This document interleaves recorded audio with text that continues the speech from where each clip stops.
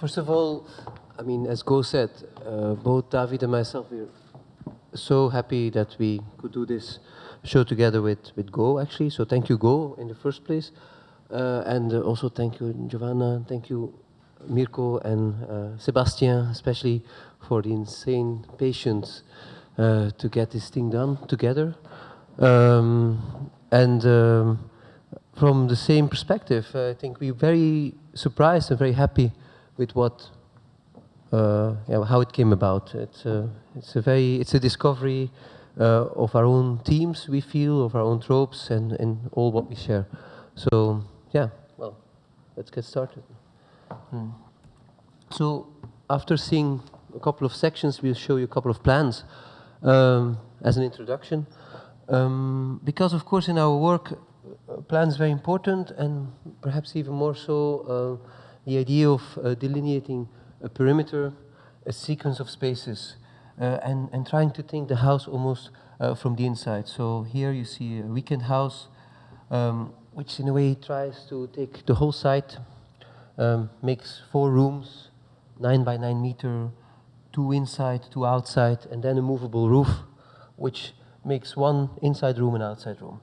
So in a sense, trying to think in a minimum amount of interventions where in the end many details like the cornices you can see here, but also the simple openings and the sequence of the openings, but more importantly the height of the wall, manage to cut out another space in the middle of, in a way, the gray zones of Belgium. So you can see that here very much. And so that where in the end the outside of the building is almost the consequence of this thinking. Another plan. This is actually something that we show also in the galleries. It's a house under a house. This is the plan. It's not so visible, but actually there are rows of columns making several rooms. But actually this is a project for an addition to an existing house. And the existing house, well, we basically decided to take away a little hill on which it was standing and slide the new house under it. And so there's a kind of confusion of what came before. A house made with columns to support the existing house, different columns with patios and inside rooms, made out of concrete, out of wood to hold the glass, which is in there. And so there's a game of, let's say, how you define a room with a dotted line only. A third idea, perhaps, but in the same train of thoughts, is it possible to stack these rooms and to make them just high enough as a totality of 3? Here you see a plan of one of the floors, so that they can compete with the surrounding buildings. It's a dar or a mejlis next to a dar in Muharraq in Bahrain, where in a way 3 almost intimate spaces, one stacked on top of the other, become a microscopic public building, a shared building, which try to give a certain sense of dignity, a place to share, a shared room in the middle of the Arabic maze. So here the plan shows a set of columns, a curtain facade.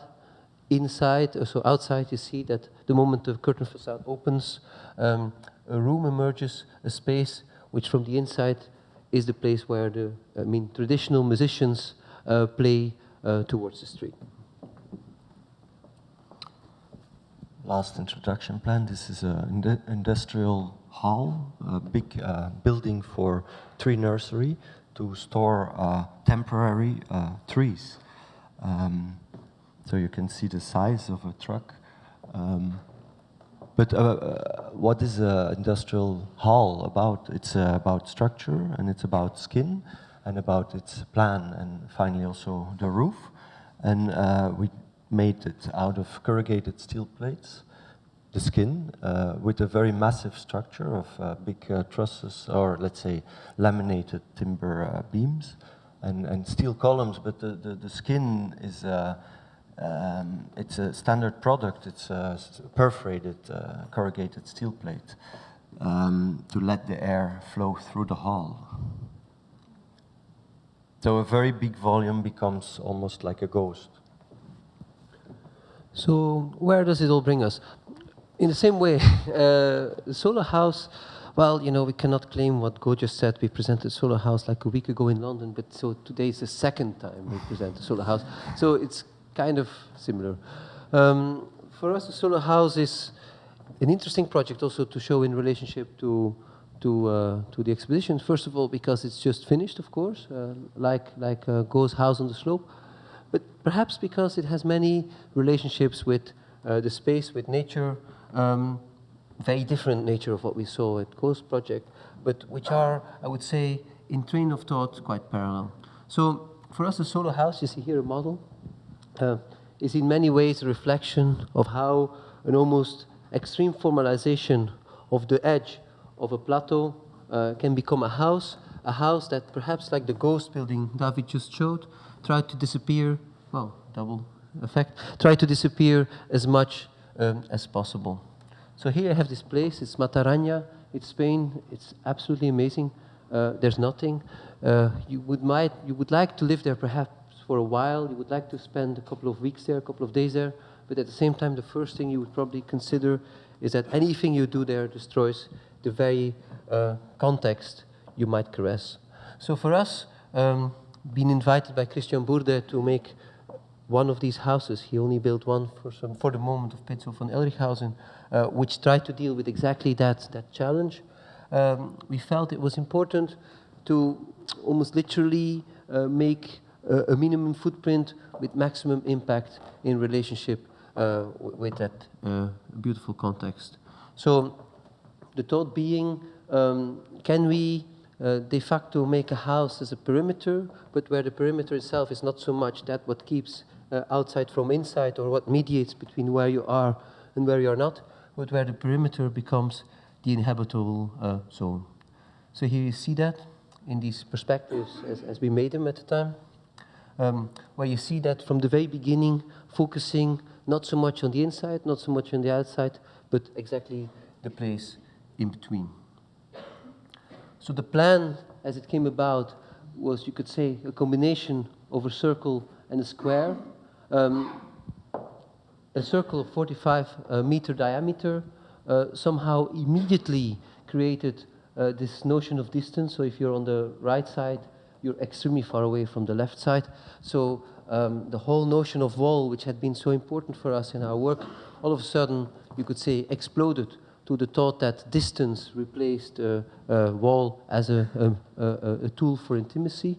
And at the same time, the square inscribed in the circle, as you can see, created 4 circle segments, which became de facto I would say, comfortable parts of the house, or at least in the worst of climatic conditions. So a house that actually, as a circle, measures the size of the plateau that Christian gave us, because it's a funny story. I mean, he's like a curator of his enormous, beautifully land, and looks for architects, gives them a specific site, and then asks them to design a summer house there, or a holiday house, a secondary house. And this site is very important, because in our case we got a plateau, as Kersten already said, and this we tried to measure it almost with this house. This house is 45 meter diameter. And when we were there, and this is of course already one of the first pictures when they started the building site, but it expresses a lot also on how we actually discovered the site. The plateau, you are somehow never in the middle. You naturally walk towards the edge of the site, and because there you of course have the beautiful view, but also in the middle is a bit redundant. But it's the same nature in a weird way. So we literally somehow this walk became the house. Here you see it. Walking again on the weird, like, circular road it was for the start of the building site. And Kersten also showed you the plan of the circle with actually the square inscribed, and this is a row of columns that we were putting and placing at the time when we said, let's say, the orientation of the square and the circle. And a row of columns that would finally also become the architecture of the house in a weird way, become a facade. Because the house is a circle, but it's a very, let's say, large surface of a roof. It's a 45 meter diameter, and a 4.5 meter wide ring that makes. But with these chords cutting the square plan in it, the column rows, you make actually very, let's say, relatively small interior spaces. So one of them is 75 square meters. And at the same time, the rhythm of columns that support the roof give a certain, let's say, order to it again. And you see also something very important, which we didn't yet mention, is these elements on the roof. Each of the houses that become part of this nature, they're totally put into the wilderness. And so they will have to survive. And we thought the tools you need, the machines, let's say, to survive, the water tanks, the solar panels, the boiler room, etc. We just put them on the roof and we show them as almost sculptures of the house. This is when the roof was up, so you see the rows of columns and the circular roof laying on it. And this balancing, let's say, just by putting the disc on the 4 lines of columns, you could make kind of a cantilever, which actually then becomes, in a finished state, the inside of the house. Or even the edge where the pool lays in. So the edge of the house becomes also kind of a natural pool that holds the water just as a kind of circular border. And these kind of windows it just makes because of the open corners of the square and the circular plan. And something very important is been always, how do you make this into an inside room? This is a segment and it measures 26 meters with 8 steel columns, and the columns, they contain glass, so that was an easy line, a straight line, but we were very interested in the curved line, which is actually a lightweight facade, a facade that actually can open entirely. It is this moment where you fight, let's say, with the very perimeter you just drew, and you almost like try to dissolve it. A very lightweight facade that we researched, and we found finally this combination of polycarbonate and stretched aluminum to be hanged on a rail literally around the house. So, in a way, with these elements, as David explained, you have the roof.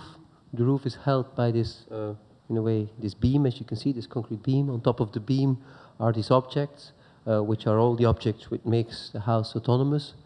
You have the steel columns, the row of columns 4 times, which holds the roof.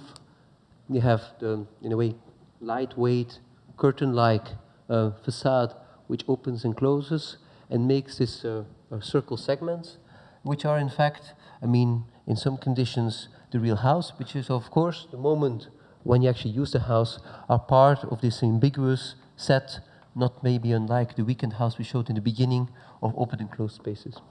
So here you see pictures of the house.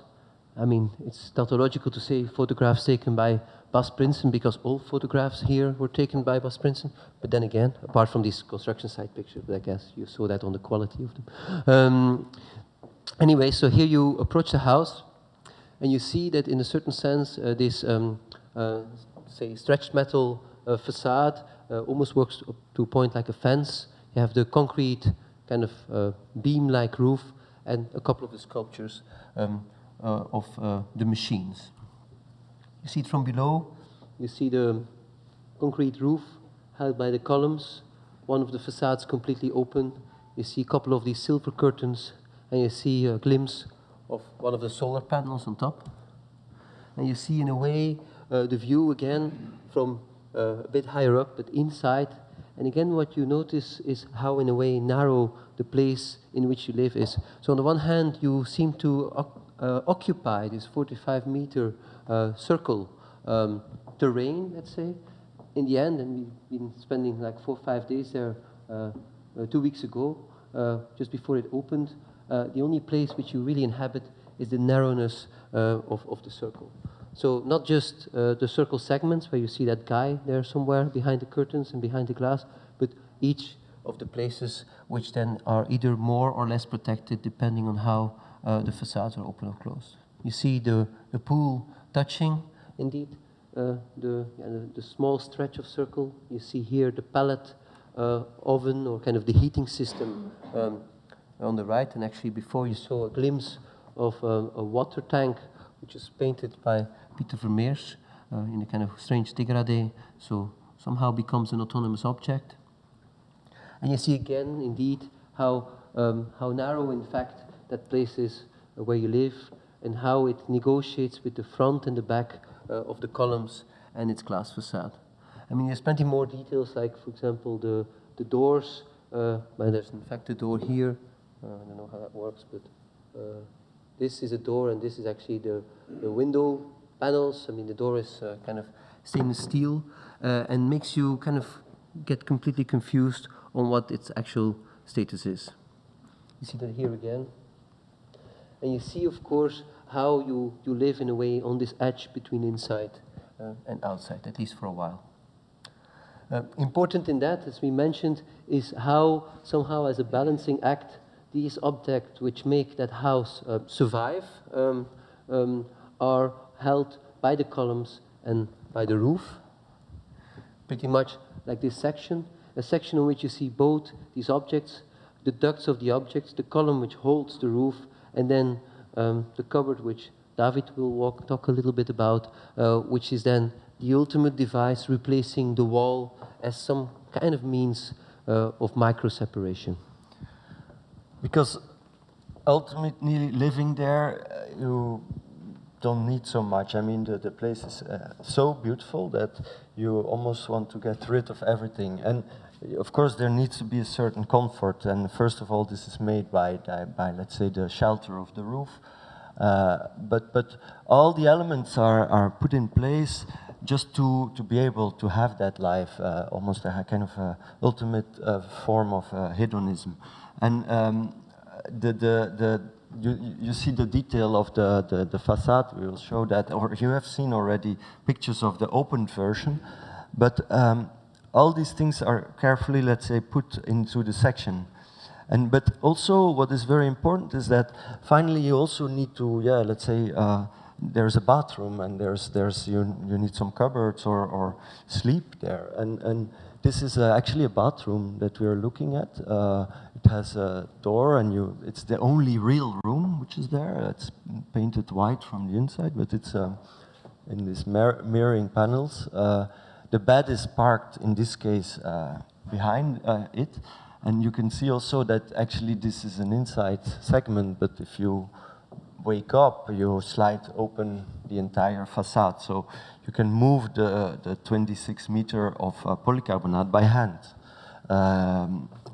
just by pulling it or pushing it.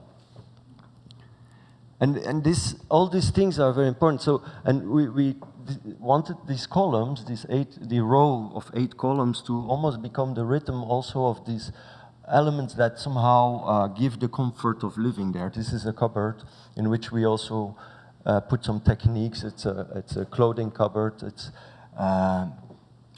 painted in a kind of pink, but it has a leather back to which the bed sits.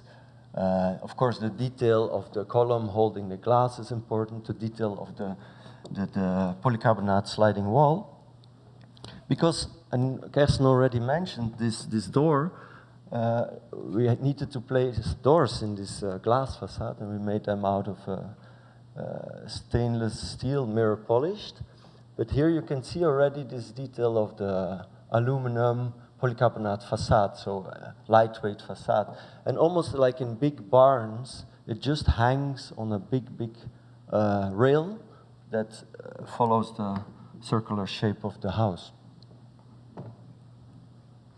So there is indoor spaces. There is this possibility of, let's say, just having it like this, and this is the bedroom, some kind of office area. I mean, it's of course furniture, so you live how you want to live there. And again, in some parts, we put some transparent polycarbonate to have a slight view still.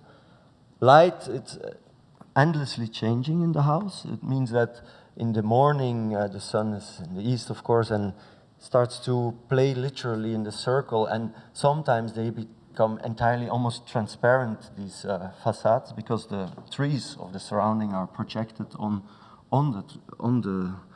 this polycarbonate. Here again, this is the kitchen. This is actually the actual living room. So there's actually 4, you could say, houses. One of them is a living room, kitchen, with a fireplace, etc. There's one more, is more of a master bedroom area, and there's another one where there's other bedrooms and a little library. And there's one more that is an open space where there's even no glass, and it's just next to the pool, so it is the pool house with the outdoor kitchen. Actually, this is the pool, and so you see also here the volumes again that somehow start to play a very important role in how you live there, how you relate basically to this wilderness where you're in. And then more in the evening, you just start to again slide the facades accordingly to let's say get more privacy, more coverage. An evening view. It's a full moon picture by Bas Prinsen. So the house was entirely lit by the moon, just. Also, full moon picture.